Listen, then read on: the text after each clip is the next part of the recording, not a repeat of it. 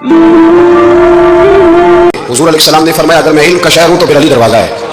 अली बाब इल्म के शहर इल्म के बाब अली है। इमाम सबूरी कहते हैं एक दिन ना हज़रत जिब्रील अमीन इंसानी शक्ल में मौला अली के सामने आके खड़े हो गए। कौन? हज़रत जिब्रील अलैहिस्सलाम। हज़रत जिब्रील अमीन खड़े हो गए इंसानी शक्ल में। तो कहने लगे अली ये बताइए कि जिब्रील इस वक्त कहाँ है? इंसानी शक्ल में मौला अली से पूछते हैं। तो कुछ जो आजकल हमारे शागिर्द रात पड़ जाते हैं ना, तो वो जरा जल्दी करते हैं जवाब देने में। बड़ों को जब जवाब भी देना बुजुर्गों को, तो जवाब में भी आदाब का ख्याल होना चाहिए।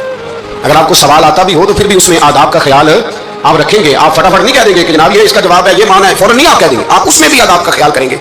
हजरत जिब्रील अमीन ने जब कहा ना कि बताइए जिब्रील कहाँ है, तो हजरत अली फौरन भी कह सकते थे आप ही तो है जिब्रील, ये फटाफट कह सकते थे, उसी वक्त सारी बात खत्म हो जाती। लेकिन बुजुर्गों से बात करने के कुछ आदाब होते हैं, कुछ तौर तरीके होते हैं जो इल्ला माशाल्लाह आजकल लोगों में नजर नहीं आते। कुछ तौर तरीके हैं, कुछ सलीके हैं, कुछ जो है वो उसके खास नुक्ता नजर है, उसको समझना चाहिए।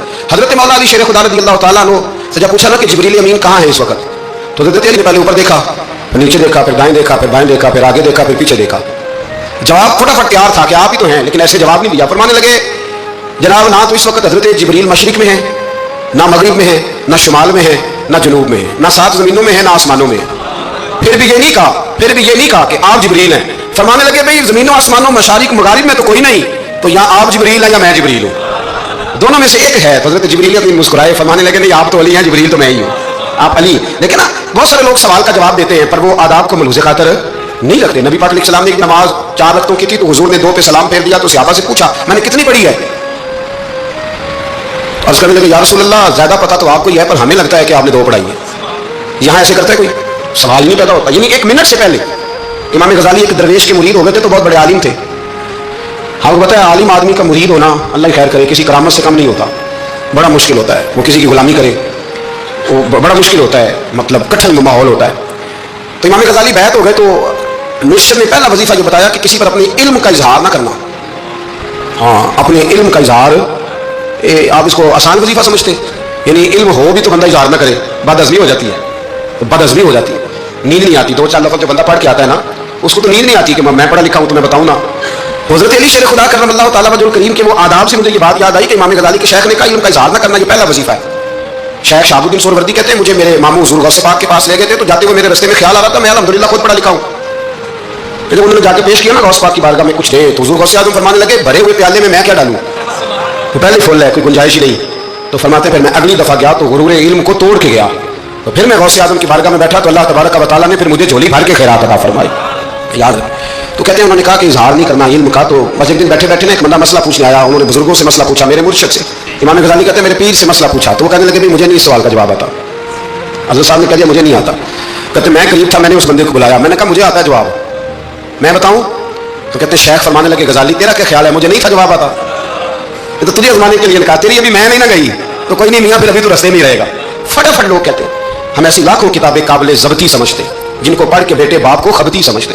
एक बात यह कि उनसे मोहब्बत करनी है, दूसरी बात यह कि उनकी सीरत। पहली बात जिंदगी में अदब बड़ा किया मौला अली शेर खुदा, बड़ा अदब किया। हज़रत अली कहते हैं मैंने नबी पाक से एक सवाल पूछना था तो मैंने 14 दिन इंतजार किया।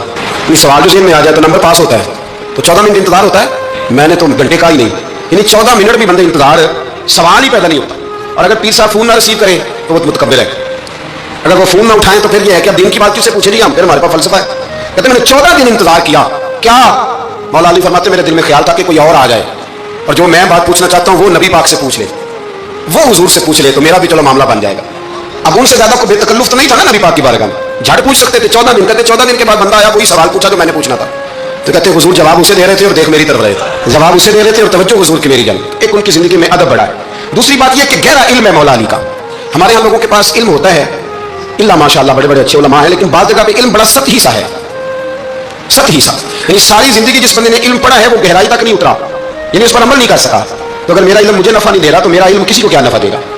हजरत अली का इल्म गहरा था, सियाना इल्म था, गहराई वाली बात करते थे, बड़ी सोच समझ के फैसला करते थे और बड़े जीरक थे, दाना आदमी थे हजरत मौला अली शेर खुदा रज़ियल्लाहु।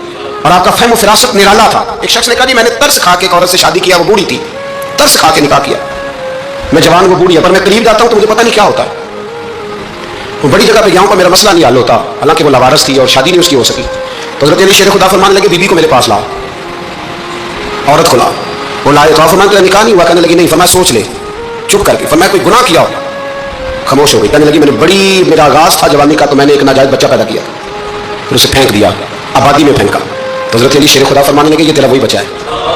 क्योंकि जो इसने कैफियत बताई है वो ये है कि इंसान माँ बहन जो उसकी होती है ना, कुछ भी हो जाए, अल्लाह ताला ने फितरी जज्बे रखे होते हैं। तो वो कोई हैवान हो तो बात अलग है, अगर इंसान हो तो वो मतलब इंसान माँ के सीने से लग भी जाए तो उससे शफकत का रंग तो नजर आता है, लेकिन उसके अंदर वो जज्बात पैदा हो सकते हैं नहीं। बेटी सीने से लग जाए तो वो वाले जज्बात उसमें आते। हज़रत अली शेर खुदा का इल्म बड़ा बारीक।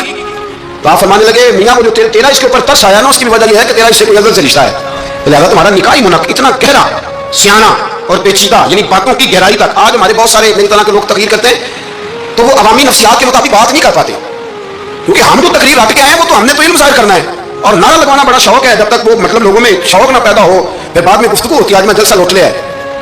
तो मैं क्या करता हूँ कि जलसा लूटा नहीं जाता, जलसे में तो कुछ लुटाया जाता है, इल्म दिया जाता है, फहम दिया जाता है, शौक दिया जाता है। तो ये क्या मतलब बात हो? तो गहरा इल्म था। चौथी बात, इल्म भी था और तकवा भी था, परहेजगारी भी थी। जब आप खलीफा थे ना, अमीरुल मोमिनीन थे, अमीरुल मोमिनीन, आप चलो सूबाई वजीर की बात नहीं करता, आप किसी ना हल्के से जो वो हमारे पाकिस्तान में ओहदे बहुत ज्यादा है, तो जिसको कोई हल्का सा ना चलो पुराना वर्कर है तो कोई दे देते हैं, उसको भी मिल जाए तो 15 को वोट तो उसके भी कहीं नहीं गए मुबारकबाद के। अल्लाह से पूछे कि तेरा असल में काम क्या है, तो काम कोई भी नहीं होता उसका, बोर्ड लग जाते हैं, बहुत क्या बात है जनाब, मौज बन गई। हजरत अली अमीरुल मोमिनीन थे और कूफे के चौक में खड़े थे, कूफे के चौक में, और फरमा रहे थे कि भाई ये मेरी ज़िरा है, बड़ी कीमती है, ये कोई बंदा खरीद ले। किसी ने करीब जाके पूछा अमीरुल मोमिनीन क्यों बेच रहे हो? तो फरमाने लगे मेरी तामत पुरानी हो गई है, अब ना इतनी पुरानी हुई है कि इसमें पेबंद लगने की भी जगह कोई नहीं बची, अगर ये फटने के करीब न जाती तो मैं ज़िरा ना बेचता। इमाम हसन रज़ी अल्लाह तआला अन्हु कहते हैं मेरे अब्बा जी खजाने का सारा मुंह खोल के अल्लाह के बंदों में बांट के तो उस कमरे में 2 नफल पढ़ के कहते थे या अल्लाह गवाह हो जाओ, मैंने कौम की अमानत कौम पे खर्च कर दी है। ये परहेजगारी, ये तकवा, ये ज़ौक़ हज़रत मौला कायनात शेर खुदा अली मुर्तज़ा रज़ी अल्लाह तआला अन्हु। हमारे यहाँ ना हमने बांट दी है चीज़ें, यानी कोई बंदा ज़्यादा हज़रत अली के नारे लगाने लग जाए तो लोगों को शक पड़ जाता है।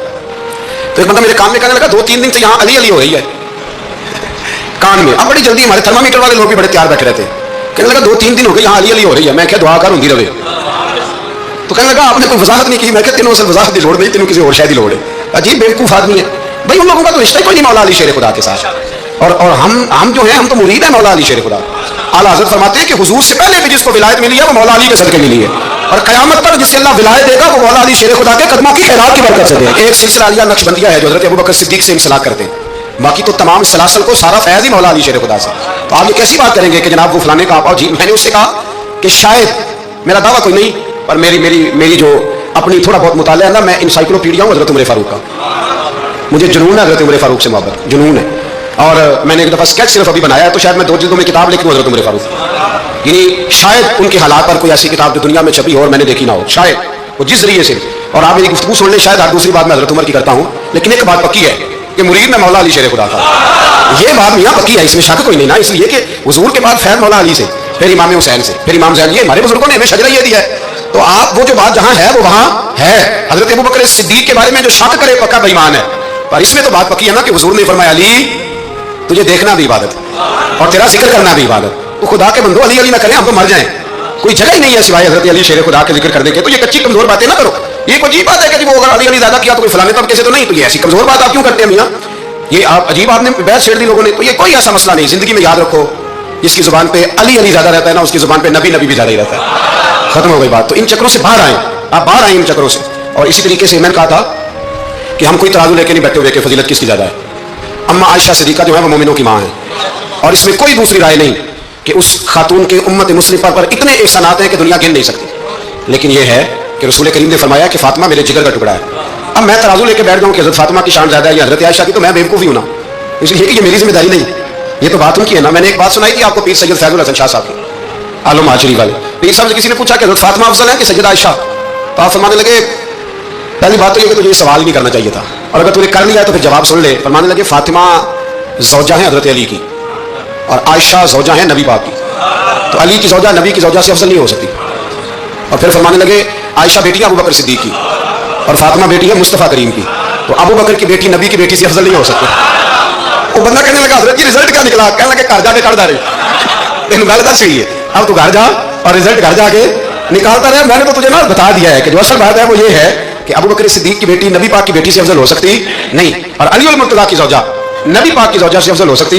बाकी जा तू नतीजा घर जाके निकाल, नतीजा घर जाके निकाल। तो हमारे बुजुर्ग तो इस लेवल पे सोचते, इस लेवल पे حضرت عائشہ صدیقہ رضی اللہ تعالیٰ عنہ اگر گھوڑے پہ بیٹھتی تھی نا تو مولا علی لگام تھام لیتے تھے، مانتے تھے یہ ماں ہے مومنوں، یہ ماں ہے مومنوں. آپ کیا بات کرتے ہیں؟ حضرت عمر فاروق کو کبھی حضرت عائشہ بلا لیتی تو کامتے ہوئے حاضر ہوتے، ماں ہے مومن. کچی باتیں چھوڑ دے، عشق کرے تو کھول کے کرے، ڈر ڈر کے نہ کرے. میں نے درجنوں تقریروں میں کہا کہ منقبتیں لکھو حضرت صدیق اکبر کی بھی، حضرت عمر کی بھی منقبت لکھو، حضرت عثمان کی بھی لکھو، اور ہم سنتے ہیں الحمدللہ وہ ساری.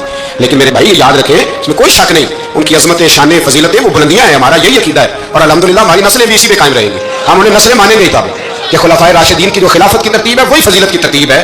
لیکن میاں یہ بھی تو ہے نا کہ جس کا جو مرشد ہونا اسے وہ بہرحال دوسروں سے افضل جانے گا تو فیض پائے گا. وہ جانے گا تو اس لیے نظریہ ہمارا یہی ہے کہ وہ خلفائے ثلاثہ حضرت مولا علی سے، اور حضرت علی کا اپنا فرمان ہے.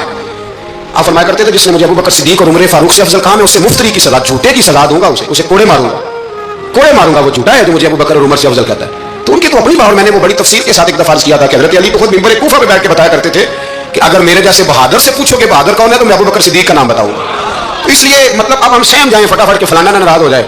تو بھائی جب ہم درجنوں جمعے حضرت صدیق اکبر پہ پڑھاتے ہیں اس وقت تو نہیں کسی کو ٹینشن ہوتی. جب حضرت عمر پہ پڑھاتے ہیں، حضرت عثمان پہ، تو ویسے بھی بندوں کو جواب دینے کا اگر انسان مزاج بنا لے تو کس کو مطمئن کرے گا؟ یہ تو 4 ادھر نکل جاتے ہیں تو 15 ادھر نکل جاتے ہیں. آپ ذہن اللہ رسول کو جواب دینے کا بنائیں، اس میں آسانی ہوگی. اللہ ہمیں سمجھنے کی توفیق دے.